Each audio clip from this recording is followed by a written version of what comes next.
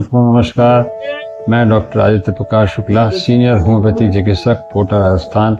अपने YouTube channel doctor Shukla homeopathic guide में आपका स्वागत करता हूं। आशा करता हूं आप स्वस्थ होंगे, प्रसन्नचित्त होंगे, आनंदित होंगे। और आज का हमारा विषय है यूट्राइन प्रोलैप्स, गर्भाशय का बाहर निकलना।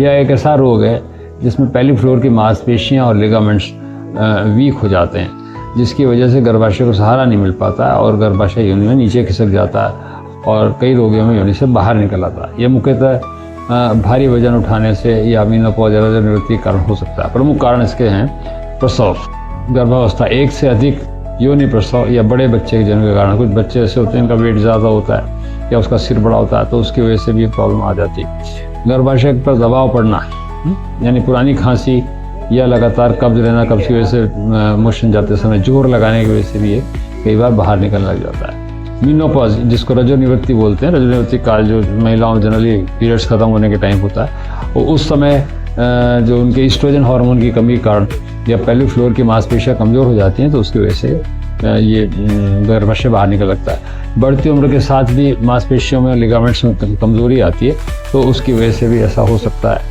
एक और कारण है बढ़ता वजन, ओबेसिटी।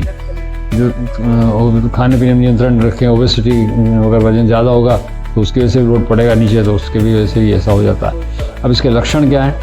लक्षणों में मेन योनि में खिंचाव या भारीपन महसूस होता है, योनि से कुछ अंग ऐसा लगता है बाहर दिखाई दे रहा है, और पेशाब बार बार या रुक रुक कर आना, पेशाब रोकने की क्षमता कम हो जाती है या कई बार अपने आप भी निकल जाता है। यौन संबंध के समय दर्द होता है, सहवास के समय में पेन होगा, तो उसकी वजह से इच्छा शक्ति भी कम हो जाती है, और कमर के निचले भाग में दर्द बना रहता है महिला के, सुस्ती, कमज़ोरी, वाइट डिस्चार्ज होना, जिसको ल्यूकोरिया बोलते हैं, वो भी हो जाता है, या कई बार हल्का सा ब्लड भी जा सकता है। ऐसा लगता है योनि के साथ कोई चीज़ बाहर आ रही है, कोई बॉल अड़ रही है उसमें, और उसमें लगता है बाहर निकलता हुआ प्रतीत होता है। तो ये जनरली मेनिस्ट्रुअल अनईजीनेस होती है लेडी को।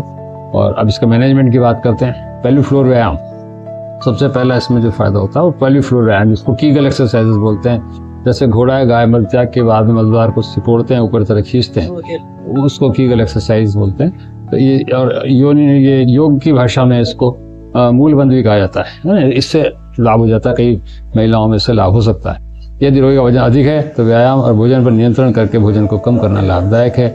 यदि गर्भाशय बहुत ही ज़्यादा बाहर निकलता है, हाथ से अंदर करने पर भी बाहर ही रहता, अंदर नहीं जाता है, तो फिर आपको ऑपरेशन ही कराना पड़ेगा, और कोई विकल्प दवाइयों से नहीं ठीक होगा।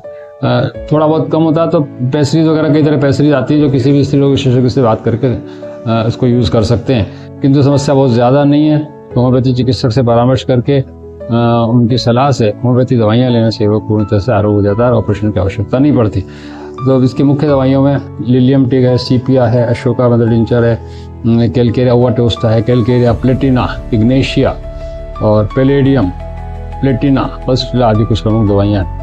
किसी योग्य अनुभवी होम्योपैथी चिकित्सक की सलाह से भी आप लें तो लाभ होगा। यदि ये जानकारी आपको उपयोगी लगी हो, अच्छी लगी हो, तो वीडियो को शेयर करें, मेरे चैनल को सब्सक्राइब करें, लाइक करें और कमेंट करें।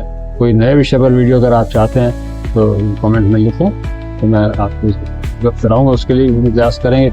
मुझसे संपर्क करना चाहते हैं तो मेरे व्हाट्सएप नंबर जो फ्लैश हो रहे हैं उस पर आप कॉल करके बुक कर सकते हैं। Thank you very much. आज नहीं